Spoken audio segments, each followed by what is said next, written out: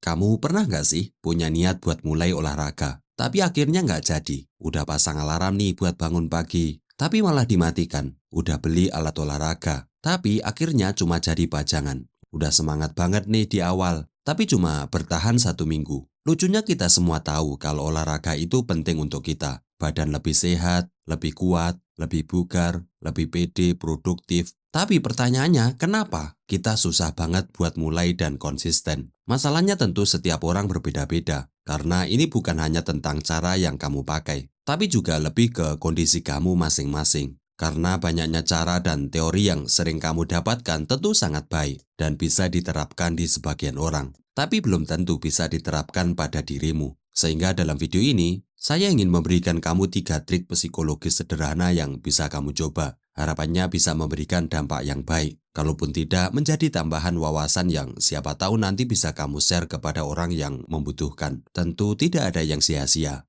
Banyak orang yang ingin hidup sehat, punya tubuh bugar, dan tetap kuat sampai tua. Tapi kenyataannya semangat itu seringkali cuma bertahan di awal. Pertanyaannya, kenapa bisa seperti itu? Salah satu penyebabnya adalah kita terlalu membayangkan target yang besar. Punya perut yang rata dalam sebulan, pengen langsung kuat angkat beban berat, pengen bisa jogging 5 kilo padahal baru mulai. Akhirnya ekspektasi tinggi itu malah bikin kamu malas mulai. Kita merasa perjalanan terlalu jauh, jadi lebih baik nggak usah jalan sama sekali. Sehingga untuk mengawali, jangan bebani pikiran kamu dengan ekspektasi yang tinggi. Tapi sederhanakan, sesimpel langkah kecil apa yang bisa kamu lakukan sekarang, detik ini, dan tentu juga akan sangat lebih mudah untuk kita lakukan. Contohnya, ketika kita ingin membangun kebiasaan push up di pagi hari, kita lakukan push up 5 kali, tapi tetap konsisten, dan nanti lama-lama akan membentuk kebiasaan baru, yang dimana ketika kita sudah terbiasa, tidak lagi hanya 5 kali, kita akan sangat mudah untuk bisa menambahnya. Alasan yang kedua adalah kita nggak punya trigger yang cukup kuat. Bukan sekedar tujuan ingin sehat, tapi rasa sakit yang benar-benar bikin kita sadar bahwa kita harus berubah. Contohnya, bayangkan kamu di usia 45 tahun. Lutut mulai sering nyeri, naik tangga sebentar saja sudah ngus-ngusan. Anak minta diajak main di taman, tapi kamu hanya bisa duduk di bangku. Nonton dari kejauhan karena tubuhmu sudah nggak kuat untuk berlari. Usia 50 tahun, dokter bilang kolesterolmu tinggi, jantungmu juga mulai lemah. Dan kalau kamu nggak berubah sekarang, resikonya bisa fatal. Usia 55 tahun, teman-teman seumurmu masih aktif, tapi kamu sudah bolak-balik rumah sakit.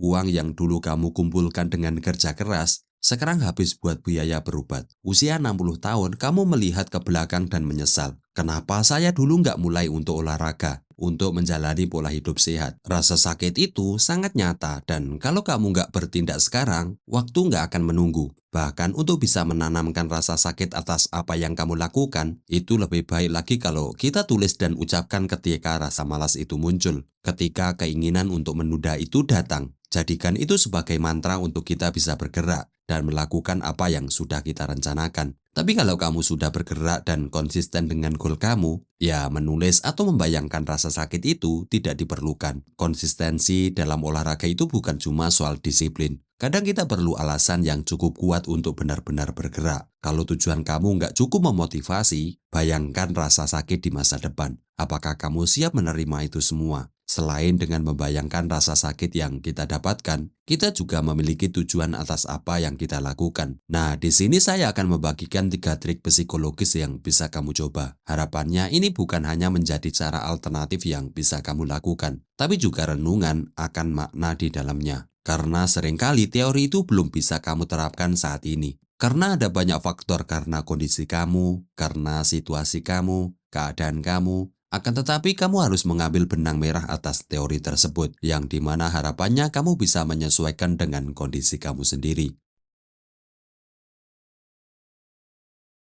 Pertama adalah otakmu bukan musuh, tapi jangan percaya dia sepenuhnya. Pernah nggak sih kamu udah niat olahraga dari kemarin, tapi pas waktu tiba, tiba-tiba muncul alasan buat menunda. Aduh, capek banget habis kerja, besok aja deh. Kayaknya butuh sepatu lari dulu, baru mulai serius. Udah sore nih, besok pagi aja biar sekalian fresh. Padahal kamu tahu kalau alasan itu cuma jebakan pikiran. Kamu sadar benar kalau itu kelemahan kamu selama ini. Kamu paham sekali kalau harus melawan rasa malas itu atau keinginan untuk menunda itu. Tapi tetap aja akhirnya kamu lebih memilih rebahan sambil scrolling media sosial. Di dalam hati sih kamu hanya bilang kalau ini hanya untuk menunggu momen yang pas. Tapi pertanyaannya, apakah benar momen itu pasti akan datang? Atau kamu harus menciptakan momen tersebut? Karena banyaknya momen itu akan datang dengan sendirinya ketika kita sudah berjalan. Dan sebenarnya momen itu nggak akan pernah datang kalau kita nggak mengupayakan atau menjemput momen tersebut. Pertanyaannya, kenapa bisa seperti itu? Karena otak kita dirancang buat nyari yang paling nyaman dan aman. Olahraga itu keluar dari zona nyaman, butuh energi, butuh usaha, dan otak kita bakal otomatis nyari cara buat menghindarinya. Jadi gimana caranya biar lepas dari jebakan ini? Salah satu yang bisa kamu coba adalah jangan kasih otak kesempatan buat mikir terlalu lama. Ada satu trik yang bisa kamu coba, yaitu 5 second rule dari Mel Robbins. Setiap kali kamu mulai olahraga, langsung hitung mundur dalam hati. 5, 4, 3, 2, 1. Langsung kita bergerak. Bangun, lakukan gerakan kecil, push up 1 kali, angkat dumbbell sekali, ambil sepatu, dan langsung keluar rumah. Pokoknya jangan sampai kamu kasih pikiran untuk berpikir lebih yang akan mengakses alasan-alasan yang akan muncul. Tapi langsung kamu action pada langkah nyata, walaupun kecil yang bisa kamu lakukan saat ini juga. Setiap kali kamu pakai trik ini, kamu lagi ngajarin otak buat nurut sama kemauanmu. Bukan sebaliknya, lama-lama olahraga bakal terasa lebih netral. Gak usah nunggu niat atau mood datang, cukup mulai aja dulu. Karena kalau kamu selalu menunggu, merasa siap, selamanya nggak akan mulai.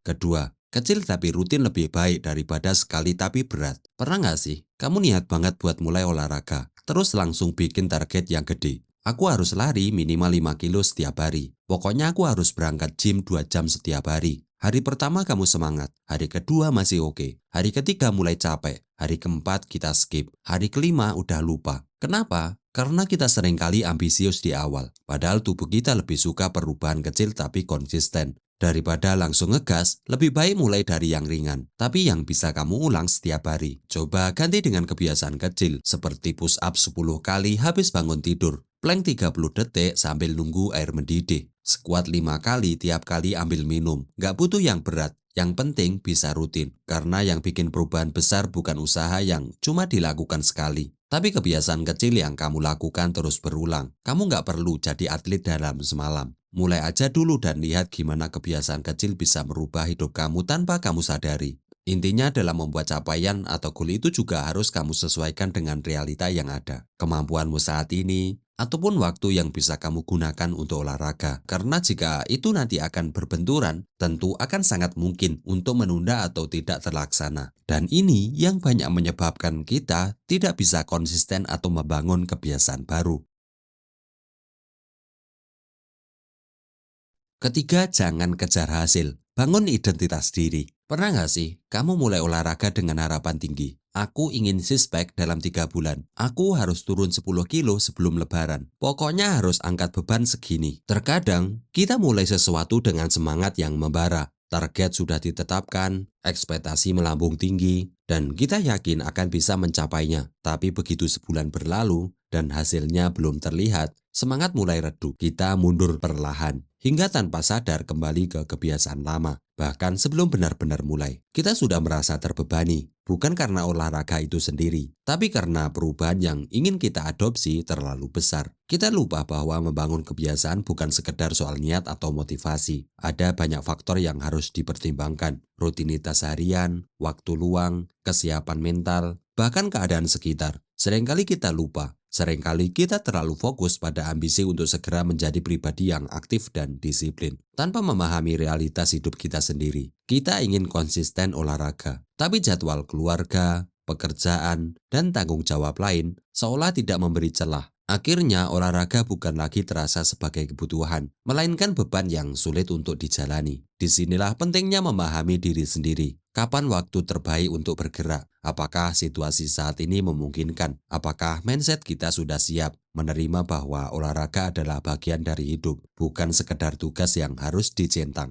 Kita tidak harus memaksa diri mengikuti standar orang lain. Yang penting, kita menemukan ritme kita sendiri yang sesuai dengan kehidupan kita sendiri, sehingga olahraga bukan lagi sesuatu yang mengganggu, melainkan menjadi bagian yang tak terpisahkan dari keseharian. Selain itu, kita juga jangan fokus pada hasil, karena masalahnya hasil itu butuh waktu. Kalau kamu cuma kejar target tanpa menikmati proses, olahraga bakal jadi beban. Begitu nggak dapat hasil yang kamu harapkan, kamu jadi malas. Begitu kamu bolong 2 hari, kamu merasa gagal. Solusinya jangan cuma kejar hasil, tapi jadikan olahraga sebagai bagian dari identitas kamu, sebagian dari karakter kamu, kebiasaan kamu. Contohnya, aku bukan sekedar olahraga. Aku adalah orang yang aktif dan peduli dengan tubuhku. Aku bukan cuma pengen sehat. Aku adalah orang yang menjaga kesehatanku setiap hari. Begitu olahraga masuk ke identitas kamu, semua jadi lebih mudah. Kamu bakal merasa aneh kalau sehari nggak bergerak. Karena sekarang olahraga bukan sekedar tugas, tapi bagian dari hidup kamu. Hal paling penting sebelum mulai olahraga bukanlah mencari program terbaik atau peralatan mahal, tapi membangun alasan yang kuat dan mindset yang benar. Tanpa alasan yang cukup mendalam, olahraga akan selalu terasa menjadi beban, sesuatu yang mudah untuk ditunda atau ditinggalkan saat kesibukan datang. Alasan ini bisa berasal dari keinginan untuk sehat, punya energi yang lebih, atau bahkan dari rasa takut. Takut kehilangan kesehatan di usia tua, takut tidak bisa bermain dengan anak-anak, takut tubuh semakin lemah seiring bertambahnya usia. Jika alasan ini sudah kuat, maka langkah berikutnya adalah memahami bahwa olahraga bukan sekedar aktivitas, tapi bagian dari identitas diri. Jangan fokus pada hasil instan, seperti six-pack atau berat badan turun drastis, karena itu hanya akan membuat semangat mudah luntur. Sebaliknya, lihat diri sebagai seorang yang aktif dan peduli dengan kesehatan, mulai dari kebiasaan kecil dan bisa dilakukan setiap hari. Push up setelah bangun tidur, plank 3 detik selama menunggu kopi. Konsistensi jauh lebih penting daripada intensitas tinggi yang sulit dipertahankan. Selain itu, otak kita sering menjadi penghalang, selalu mencari alasan untuk menunda. Jangan biarkan itu terjadi. Gunakan teknik seperti 5 second rule agar langsung bertindak sebelum muncul alasan untuk berhenti. Pada akhirnya, olahraga yang konsisten bukanlah tentang mencari waktu yang tepat atau menunggu motivasi datang, tapi tentang membentuk kebiasaan, melakukan secara rutin, dan menjadikannya bagian dari diri kita. Saat itu terjadi, olahraga tidak lagi terasa seperti kewajiban, tapi justru menjadi kebutuhan yang membuat hidup lebih baik. Terima kasih telah sampai di akhir dari video ini. Jangan lupa like, subscribe, dan sampai jumpa di video berikutnya. Yuk kita sadarin, jalanin, dan menangin.